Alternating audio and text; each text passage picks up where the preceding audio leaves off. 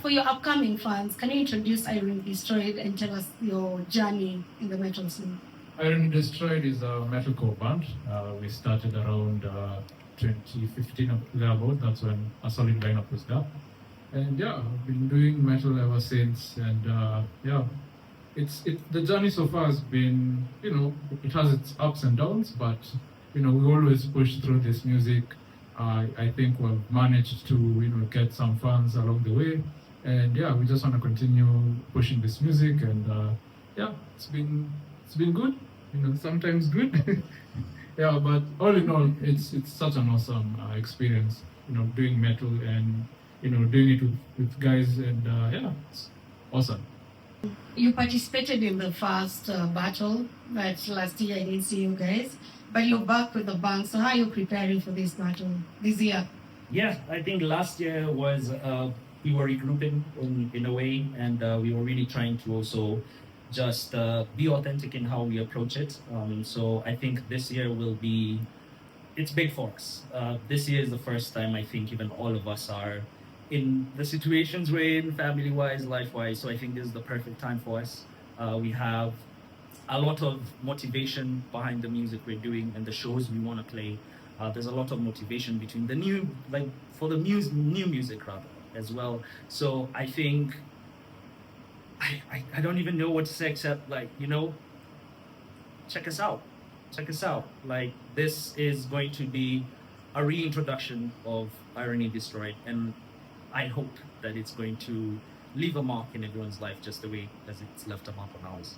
So if you win the battle and then represent Kenya in the competition, how do you think this will impact Irony as a band?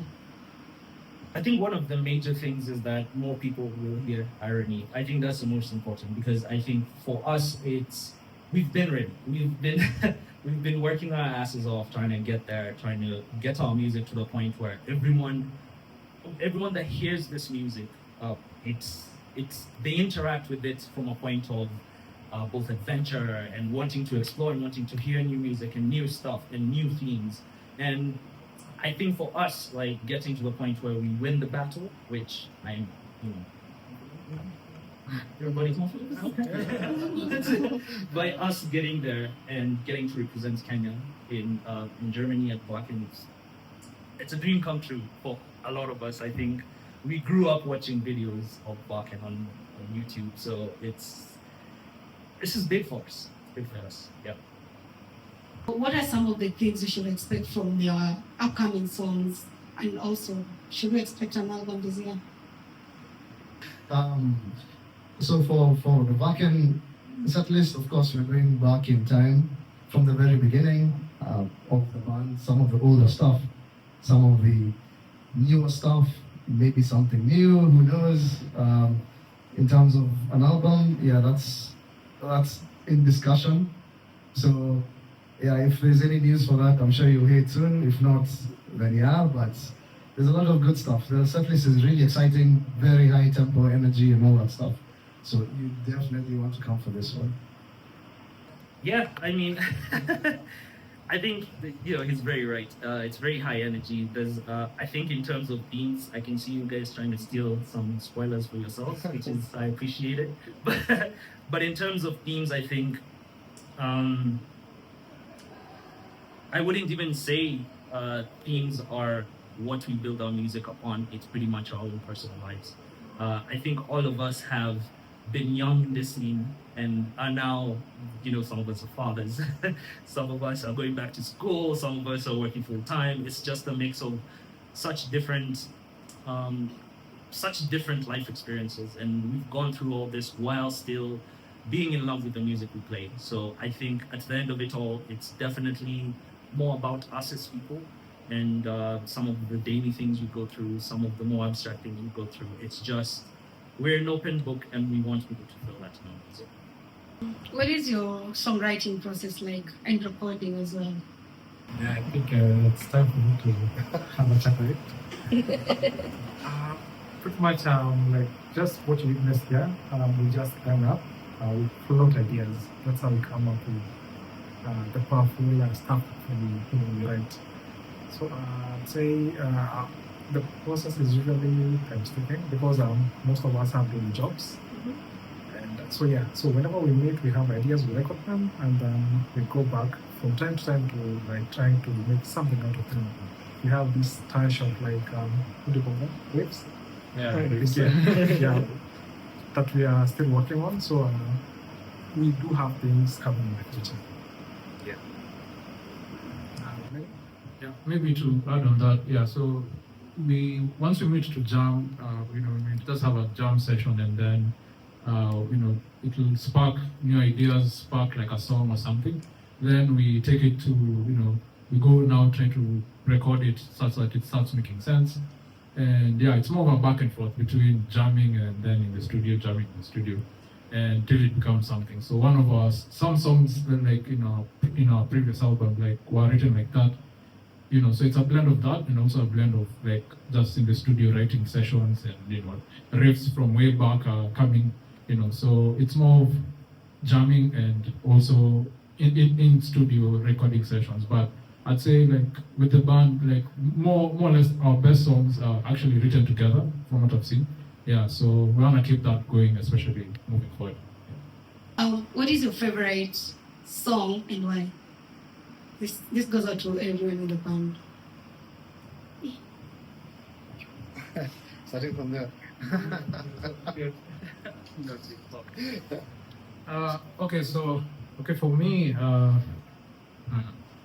my favorite song is I think Sub-Saharan Sonnet. Playing it, when we play it together, like that's my favorite song because it's also very it's more of an instrumental piece, but very riffy, melodic here and there. And yeah, we just really like it, and we really go ham on it. Aside from that, my other favorite song is Severance.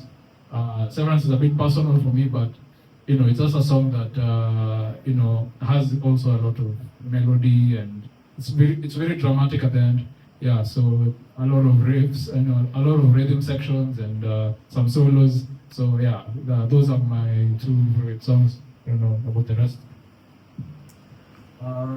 I too like Soaring because I do very little, but I think definitely Scholar for me is up there. I think Scholar was Scholar and Rebirth. I'd say those two songs. I think they were pretty key in reintroducing the band and the sort of approach everyone was taking, both again like in their personal lives and also as a band. So I'd say those two are definitely my favorite songs to both play and listen to. On my playlist is just I remember this. Yeah, for me it has to be Rise of the Phoenix. I love that song. Like I used to think it was Dissolving the Bully, but now so Rise of the Phoenix has overtaken that.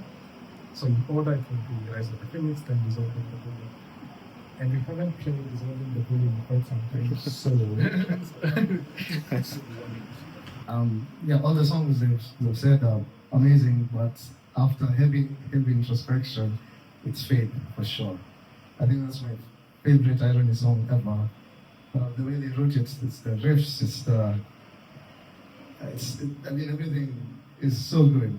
It tells a story with the riffs, with the words, with the gaps, the time frames, the way they take gaps in between. The arrangement is just stunning. So that song is definitely my favorite. I'm actually heartbroken. Why? None of you mentioned my favorite song. Mia and Let's Go Die. You guys, I think you like clean singing. So not really. I think it's the too much Swahili in those songs. Okay, true. Yeah. And I think you also did. Those were some of the first songs, so they had a lot of. Yeah, they were very impactful. I think from the get-go, and also the themes, man. Like I mean, something like that. It was very rare to see as well musicians writing about violence, writing about like police violence as well, like Najiskia. It was very like no one was writing about that. So I think it's actually on time that you write those songs. Thank you.